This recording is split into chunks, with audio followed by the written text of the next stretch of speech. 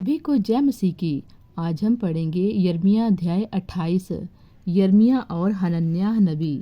फिर उसी वर्ष अर्थात यहूदा के राजा सिदकिय्याह के राज्य के चौथे वर्ष के 5वें महीने में अजूर का पुत्र हनन्याह, जो गिबोन का एक भविष्यवक्ता था, उसने मुझसे यहोवा के भवन में याजकों और सब लोगों के सामने कहा, इज़राइल का परमेश्वर सेनाओं का यहोवा यूँ कहता है, मैंने बेबीलोन के राजा के जुए को तोड़ डाला है।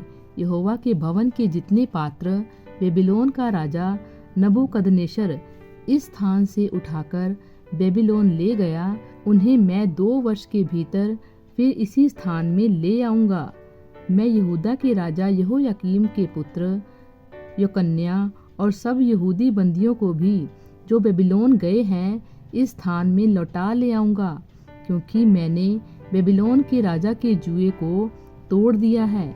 यहोवा की यही वाणी है। तब यिर्मयाह नबी ने हनन्याह नबी से याजकों और उन सब लोगों के सामने जो यहोवा के भवन में खड़े हुए थे कहा, आमीन। यहोवा ऐसा ही करे।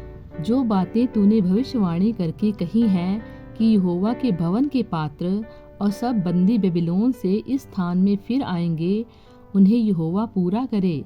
तो भी मेरा यह वचन सुन, जो मैं तुझे और सब लोगों को कह सुनाता हूँ।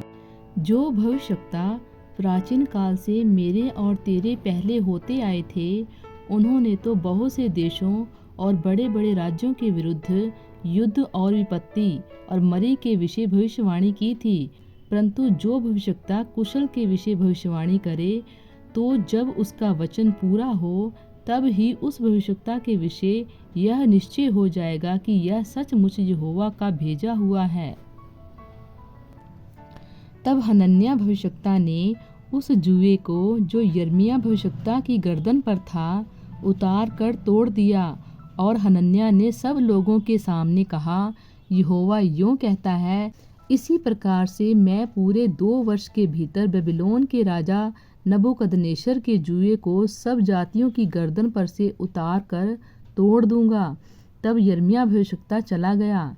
जब हनन्याह भविष्यवक्ता ने यिर्मयाह भविष्यवक्ता की गर्दन पर से जुआ उतार कर तोड़ दिया, उसके बाद यहोवा का यह वचन यिर्मयाह के पास पहुंचा, जाकर हनन्याह से यह कह, यहोवा यूँ कहता है, तूने काठ का जुआ तो तोड़ दिया, परंतु ऐसा करके तूने उसके बदले लोहे का जुआ बना लिया है।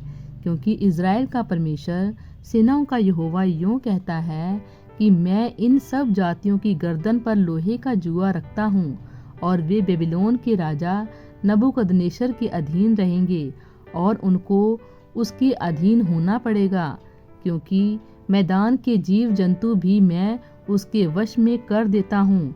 यिर्मयाह नबी ने हनन्याह नबी से यह भी कहा, हे हनन्याह, देख, यहोवा ने तुझे नहीं भेजा, तूने इन लोगों को झूठी आशा दिलाई है। इसलिए यहोवा तुझसे यूँ कहता है, देख, मैं तुझको पृथ्वी के ऊपर से उठा दूंगा, इसी वर्ष में तू मरेगा, क्योंकि तूने यहोवा की ओर से फिरने की बातें कही हैं। इस वचन के अनुसार हनन्याह उसी वर्ष के 7वें महीने में मर गया। प्रभु इन वचनों द्वारा आपको बहुतायत से आशीष दे। आमीन।